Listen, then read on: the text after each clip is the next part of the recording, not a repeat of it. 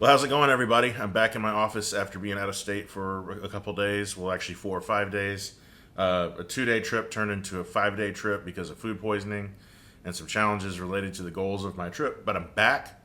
I did not take my trombone on that trip because I wanted a break. It was the end of the symphony season had happened, and I just needed a break. And it was nice to be able to take that break. Uh, but I'm back, and I want to talk to you a little bit about how I get my face back after a layoff. This is something that you can use if you've taken a little bit of time since juries or final concerts of the semester, but you know that you want to practice this summer. It's still early enough to have a summer where you did a lot of practice. It's not one of those things where it's the middle of July, so now what's the point because school is going to be around in 4 weeks. You can still do it. Take a little bit of time. Take a week. Take 2 weeks. Go on the family vacation. Start your summer job. You'll get into a routine with that, and you'll be able to figure out how you're going to make all that work. The reality is that I think it's kind of like going to the gym. If you're a regular gym rat for 5 years and then you stop going, you have numbers for each of those workouts. So like your bench press is at a certain number, your incline press is at a different number, your leg press is at a different number, you're running at a different incline on the treadmill. You would never go back to the gym and do those same numbers after a year and a half of not going to the gym. You'd work your way back up.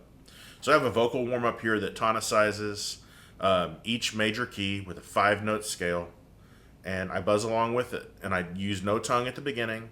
I don't tongue between the notes necessarily. It's mostly just glissando because I'm trying to prioritize the vibration of the chops over everything else. So come along with me as I do, I don't know, maybe an octave, maybe a little bit more.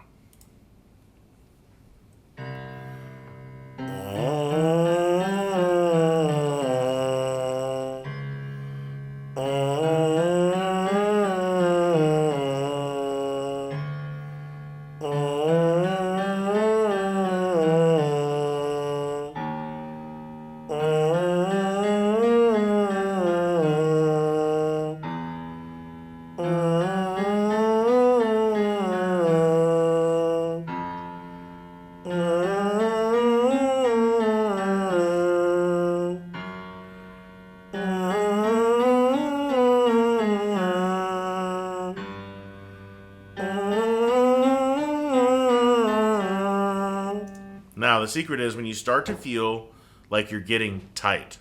And what I mean by tight is a specific type of tightness.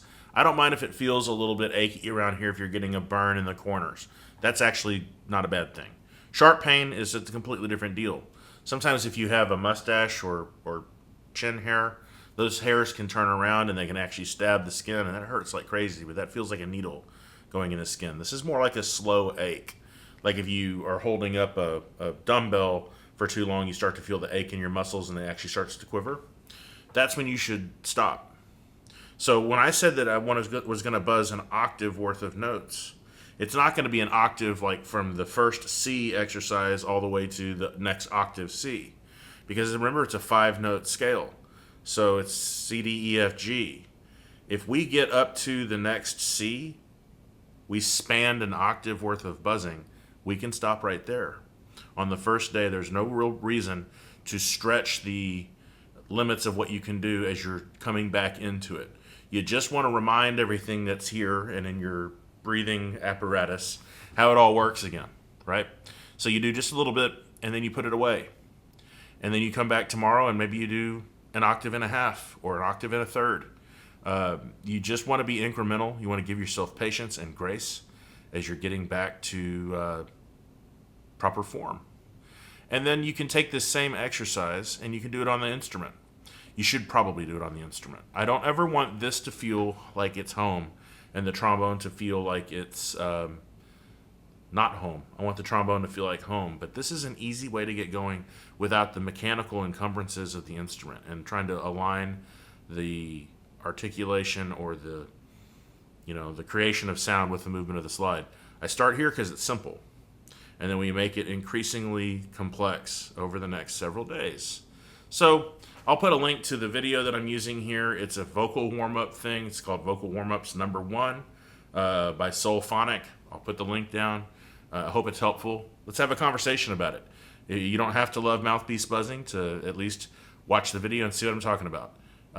Hope this is helpful. I'll talk to you later. See you in the next one.